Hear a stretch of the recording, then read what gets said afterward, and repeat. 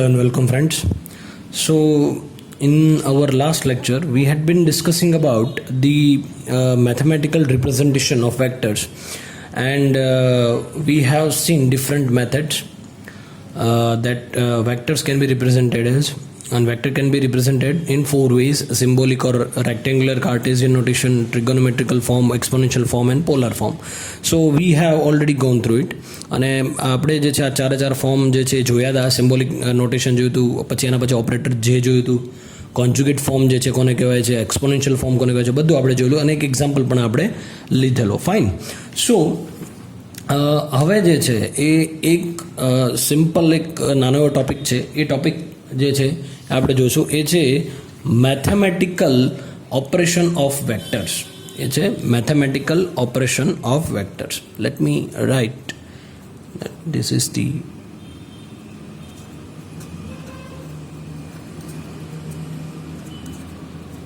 mathematical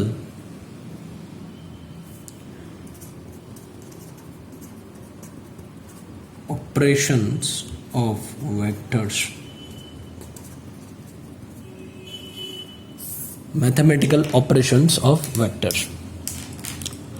So in that case, first one is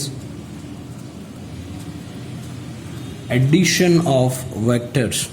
okay, addition of vectors જે છે આપણે શીખવાનું છે, બરાબર છે. સૌથી પહેલાં તો જે છે માની લઈએ કે ભાઈ મારી પાસે એક કોઈ કાર્ટેઝિયન ફોર્મ છે.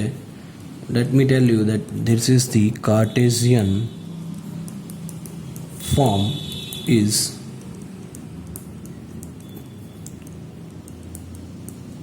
convenient for addition and subtraction. Fine. Cartesian form is convenient for addition and subtraction. So let first one is E1 is equal to A1 plus JB1. આવું કોઈ આપણને આપી દીધેલું છે એક વેક્ટર. બીજો વેક્ટર આપેલો છે એ વેક્ટર બીજો જે છે આવું કંઈ છે A2 is equal to JB2. Fine. So you have to માની લઈએ કે હવે મારે એડિશન કરવું છે તો આ બંનેનું એડિશન શું થશે? E is equal to E1 plus E2. Is that right? E1 plus E2.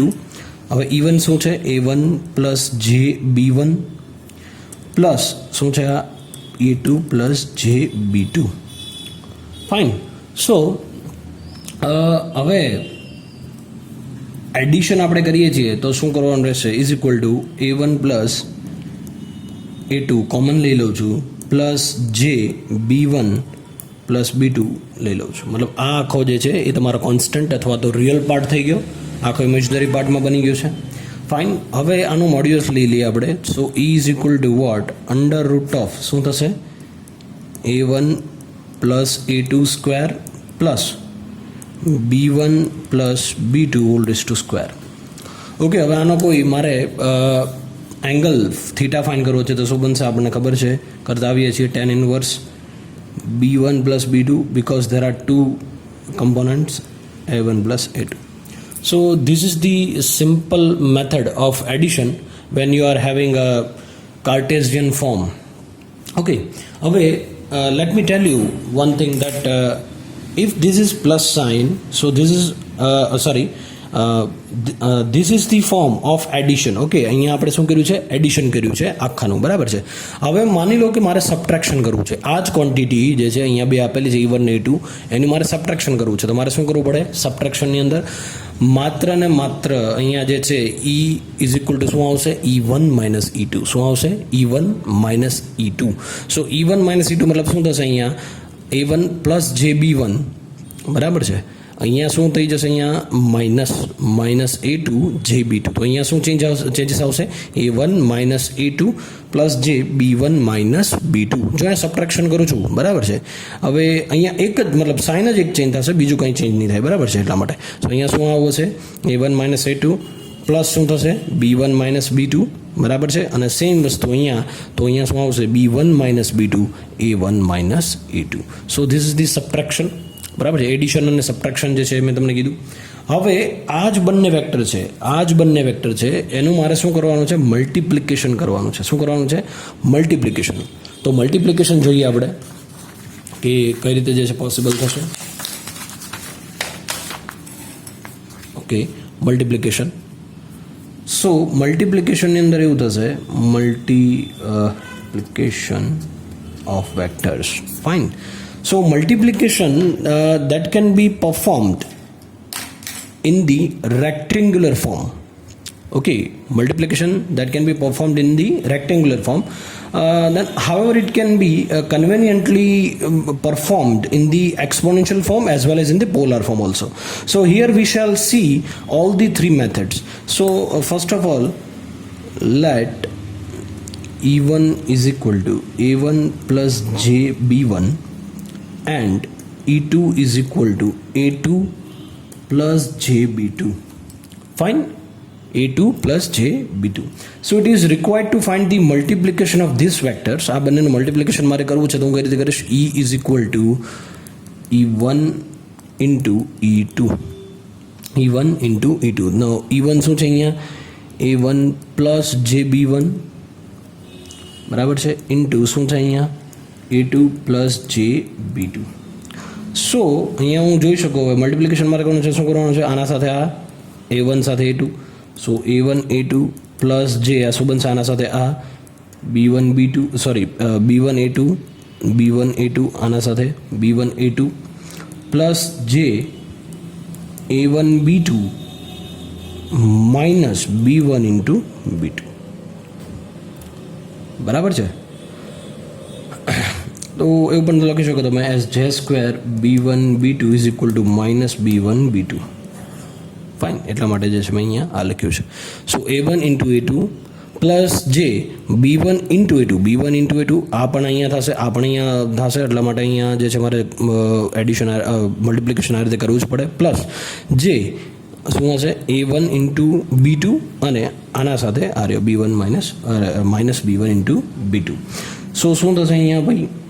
A1 A2 minus B1 B2 જે બી એક સરખા લાગતા ફોર્મ જે છે એનું સાઈડમાં લઈ લઉં છું. B1 A2 plus A1 B2. Fine. હવે મોડ્યુલસ લઈ લઉં છું આનું પણ, તો અંડર રૂટ ઓફ શું થશે? A1 A2 minus B1 B2 whole raise to square plus B1 A2 plus A1 B2 whole raise to square. તો આનું પણ જે છે મારે શું લેવું પડશે? જો થીટા મારે કોઈ એંગલ જોઈએ છે તો સિમ્પલી હું શું કરીશ? B1 A2 plus A1 B2 upon A1 A2 minus B1 B2. Fine.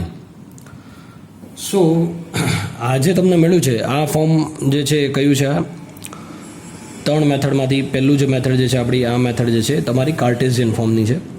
Fine. So next જે છે એ છે આ જ મેથડ. બરાબર, ત્રણ મેથડ છે. મેં તમને કીધું કે આ મલ્ટિપ્લિકેશન જે છે એની ત્રણ મેથડ છે. આપણે આ કાર્ટેશિયન ફોર્મમાં જોયું. હવે આપણે જોશું let us now perform the same multiplication in the polar form. બરાબર છે? પોલાર ફોર્મની અંદર આપણે જોઈએ તો કઈ રીતનું બનશે. So first convert the Cartesian form of vectors into polar form. તો સૌથી પહેલાં મારે જે કાર્ટેશિયન ફોર્મ છે એને મારે શેમાં? પોલારમાં કન્વર્ટ કરવું પડશે. બરાબર છે? તો જો કઈ રીતે થશે? તો મારી પાસે E1 વેક્ટર છે. જો આ પોલાર ફોર્મની વાત કરું છું. બરાબર છે? જો સૌથી પહેલાં મારા જે કાર્ટેશિયન ફોર્મ હતું, કાર્ટેશિયન ફોર્મની અંદર આપણને શું આપ્યું છે? E1 is equal two A1 plus JB1 અને બીજો વેક્ટર જે આપ્યો છે આવો કોઈ આપ્યો છે કે A2 પ્લસ JB2. હવે આનું મલ્ટિપ્લિકેશન કરવાનું છે પોલાર ફોર્મમાં. તો આ બંનેને પહેલાં મારે પોલાર ફોર્મમાં કન્વર્ટ કરવા પડશે. તો પોલાર ફોર્મમાં જ્યારે હું કન્વર્ટ કરીશ તો શું આવશે? સો પોલાર ફોર્મમાં કન્વર્ટ કરું તો E1 ઇઝ ઇક્વલ ટુ શું થશે? A1 plus JB1. આનું પોલાર ફોર્મ બનશે E1 at an angle alpha, કોઈ પણ એંગલ આલ્ફા. હવે આલ્ફા શું છે? Alpha is equal to tan inverse શું છે? B1 upon A1. શું છે alpha? tan inverse B1 upon A1 એ આપણને ખબર છે. Same goes for A2 plus JB2 is equal to E2 at an angle beta. Now what is beta here? Beta is equal to tan inverse B2 upon A2. So if I multiply this two, I'll get E1 at an angle alpha into E2 at an angle beta. So in polar form, the magnitude of the resultant is equal to the multiplication of the magnitude of the vectors. Okay, શું છે polar ફોર્મની અંદર magnitude જે resultant તમે લ્યો છો, જે આ બંને વેક્ટર છે, આ બંને વેક્ટરનું કોઈ રિઝલ્ટન્ટ તમને મળશે, એ શું હશે? Resultant is equal to the multiplication of the magnitude of the vector. આ બંનેના મલ્ટિપ્લિકેશનના મેગ્નિટ્યુડના બરાબર હશે. Fine. And the phase angle of the resultant is equal to the algebraic sum of the phase angles of the vectors. Fine, I repeat, in polar form the magnitude of the resultant is equal to the multiplication of the magnitude of the vectors, and the phase angle of the resultant is equal to phase angle જે છે, આ phase angle નો જે બી resultant, આ phase angle છે, આ બંને phase angle છે, અને આ બંને રિઝલ્ટન્ટ છે, આ જે છે બંને ક્વોન્ટિટી છે, એનું રિઝલ્ટન્ટ કોઈ નીકળશે ઈ. ફાઇન. એટલા માટે કીધું કે પોલાર ફોર્મની અંદર the magnitude of the resultant is equal to the multiplication of the magnitude of the vectors and the phase angle of the resultant is equal to the algebraic sum of the phase angle of the vectors. Now let us take the exponential form. આ તો polar form. હવે exponential form જોઈએ આપણે. Exponential form જે છે એ જોઈએ આપણે અહીંયા. So let me tell you that E1 is equal to what? A1 plus JB1. Exponential form માં મારે કન્વર્ટ કરવું પડશે. So this is exponential form. E1 e raised to j alpha obviously, and E2 is equal to આપણને આપેલું છે Cartesian ફોર્મમાં JB2. તો આને એક્સપોનેન્શિયલ ફોર્મમાં હું લખું તો કઈ રીતે લખાશે? E2 e raised to j beta. Fine. હવે આનું મલ્ટિપ્લિકેશન કરવાનું છે E1 into E2. So is equal to શું થશે? E1 e રેસ ટુ જે alpha plus E2 e raise to જે બીટા.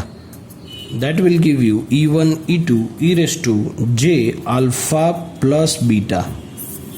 બરાબર છે. શું આપશે? E1 E2 e raised to j alpha plus beta. So the magnitude of the resultant is equal to the multiplication of the magnitudes of the vectors.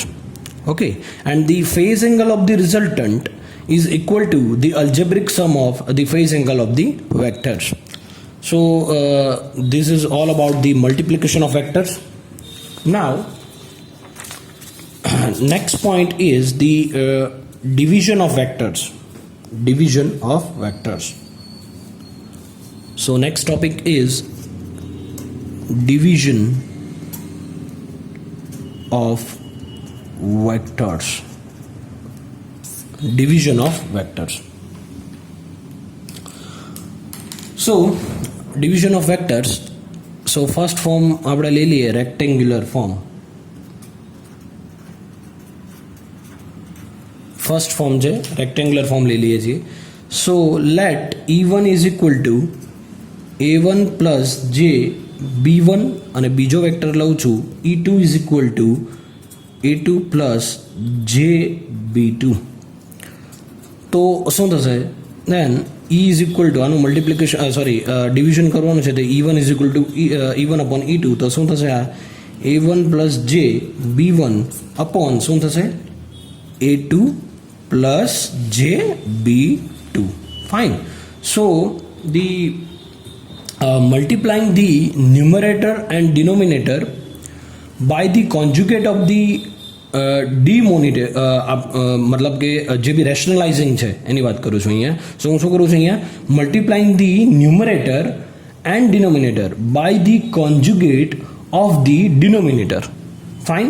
So is equal to શું થશે અહીંયા? E1 plus જે B1 upon A2 plus જે B2 into હવે શું કરવાનું છે? એકવાર minus. So A2 minus JB2, A2 minus JB2. So this will give you A1 जैसे A1 A2 plus J so આવશે B1 into A2 minus J આવશે A1 B2 plus B1 into B2 upon શું આવશે? A2 A2 that means A2 square plus J B2 into A2 minus જે b2 a2 plus b2 square. સો આ equation યાદ રાખો. હવે આપણે નેક્સ્ટ પેજમાં જે છે એ આનું સિમ્પ્લિફિકેશન કરવાનું છે. Okay, fine. ચાલો, સો આગળ જોઈએ. આ મુજબ જ જે છે જોઈએ તો શું છે કે આ ઇક્વેશન પરથી a1 a2 પ્લસ જે b1 b2. So let me simplify this a1 a2 plus b1 b2 આમાંથી કોમન કાઢી લીધા છે, પ્લસ જે b1 a2 આવશે minus a1 b2 and divided by a2 square plus b2 square. Fine, કેમ કે આ જે છે કેન્સલ, એટલા માટે આ ઇક્વેશન આવી ગયું છે. ફાઇન, સો આ ઇક્વેશન આપણને મળી ગયું છે. ચાલો હવે જોઈએ તો ઇઝ ઇક્વલ ટુ a1